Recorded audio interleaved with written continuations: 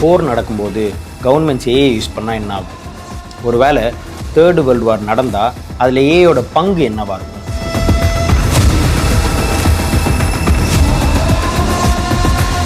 Artificial intelligence வார் ethics follow பண்ணுமா?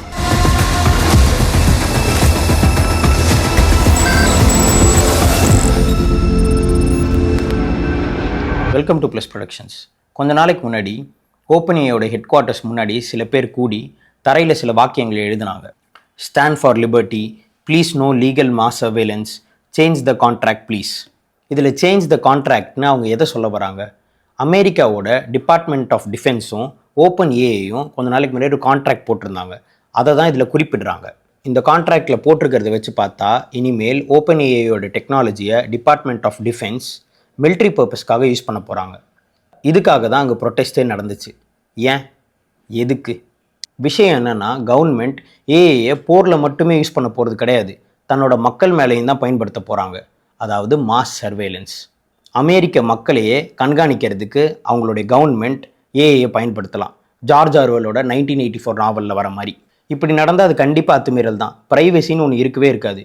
இப்போ மட்டும் என்ன வாழுதுன்னு கேட்காதீங்க, சுத்தமாக போயிடும்ன்றது தான் நான் சொல்ல வரேன். ரெண்டாவது பிரச்சனை என்னென்னா அட்டானமஸ் வெப்பன்ஸ். அட்டானமஸ் வெப்பன்ஸ்னால் என்னென்னா AI controlled weapons that can act on their own.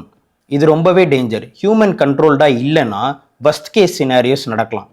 பார்க்குறதெல்லாம் கண்ணா பின்னான்னு சுட்டு தள்ளுறதா இருக்கட்டும். அப்படி இல்லாட்டி ஹேண்ட் கிரனேட்டில் சேஃப்டி பின்னை கழட்டிட்டு அதில் ரோஜா பூவை வச்சு எந்திரன் சிட்டி மாதிரி பேசிக்கிட்டு இருக்கலாம்.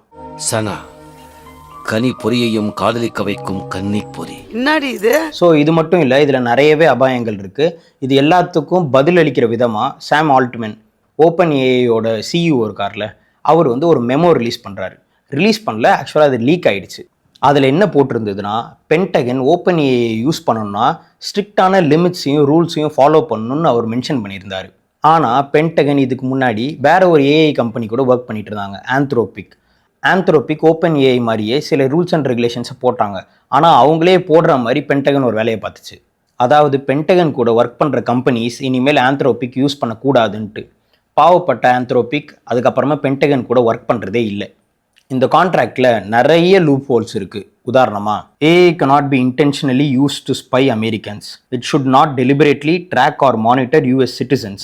ஸோ இந்த கான்ட்ராக்டில் சாய்ஸ் ஆஃப் வேர்ட்ஸ் ரொம்ப தெளிவாக பார்த்தீங்கன்னா இன்டென்ஷனல், டெலிபரேட் அப்படின்லாம் போட்டிருக்கும். கிரிட்டிக்ஸ் என்ன சொல்கிறாங்கன்னா, இன்டென்ஷனலாகவும் டெலிபரேட்டாகவும் இல்லாட்டி இன்டைரக்டாகவும் இன்சிடென்டலாகவும் சர்வைலன்ஸ் பண்ணலான்ட்டு கவர்மெண்ட் சொல்கிறாங்களா அப்படின்றது அவங்களுடைய கேள்வி. ஓப்பன்ஏஐ உடனடியாக ஒரு ஸ்டாண்ட் எடுத்து ஆகணும் அப்படின்ட்டு அந்த ப்ரொட்டஸ்டர்ஸில் ஒருத்தரான ஒரு ஸ்டார்ட் அப் ஏஐ ஃபவுண்டர் சொல்லியிருக்காரு. சாம் ஆல்ட்மனோ ஒருவேளை பென்டகன் ரூல்ஸ் அண்ட் ரெகுலேஷன்ஸை மீறினாங்கன்னா கான்ட்ராக்ட் எப்போ வேணால் நான் கேன்சல் பண்ணிடுவேன்னு சொல்லியிருக்காரு. ஆனால் நம்ம எல்லாருக்குமே தெரியும் கவர்மெண்ட் கிட்ட வம்பு வச்சுக்கிட்டா என்ன ஆகும்ன்ட்டு. எப்போவுமே government acts first and argues later. So ஆரம்பத்திலே கான்ட்ராக்டில் ரூல்ஸ் அண்ட் ரெகுலேஷன்ஸை தெளிவாக போட்டுறது பெட்டர். ஸோ இது மாதிரி tech related updates, AI updates தெரிஞ்சுக்கிறதுக்கு ப்ளஸ் நியூஸை சப்ஸ்கிரைப் பண்ணுங்கள்.